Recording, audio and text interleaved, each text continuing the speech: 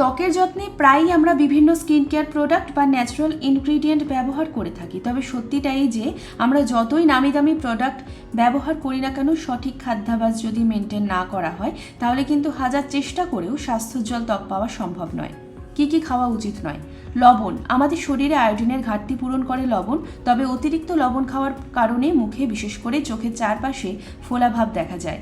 দুগ্ধজাত খাদ্য। দুধ বা দুগ্ধজাত খাবারের উপকারিতা নিয়েই সাধারণত অনেক কথা হয়। শরীর ও ত্বকের জন্য দুগ্ধজাত খুবই উপকারী, তবে দুগ্ধজাত খাদ্য অতিরিক্ত পরিমাণে খেলে ত্বকের বিভিন্ন ক্ষতি, যেমন চোখের পাতা ফোলা, আই ব্যাগ, ব্ল্যাকহেডস, ব্রণ, বলিরেখার মতো নানান সমস্যা দেখা দিতে পারে। চিনি শরীরের জন্য খুবই ক্ষতিকর একটি খাবার। চিনিতে প্রচুর ক্যালোরি থাকায় ওজন বাড়ে, পাশাপাশি ত্বকও খারাপ হয়। সোডা ও কোমল পানীয়। খুব গরম পড়লে বা গুরুপাক খাবার খাওয়ার পরে কোমল পানীয় বা সোডা পান করা প্রায় সবারই একটি নিত্যদিনের অভ্যাস। এই কোমল পানীয় পান করতে ভালো লাগলেও ত্বকের জন্য কিন্তু এটি মোটেও ভালো নয়। ফাস্ট ফুড ও তেলে ভাজা খাবার। আমাদের মধ্যে অনেকেরই মিড মর্নিং বা বিকালের নাস্তায় চপ, সিঙ্গারা বা বার্গার, ফ্রাইড চিকেন ইত্যাদি খাওয়ার অভ্যাস আছে। এসব খাবার খেতে ভালো লাগলেও ত্বকের জন্য অত্যন্ত খারাপ।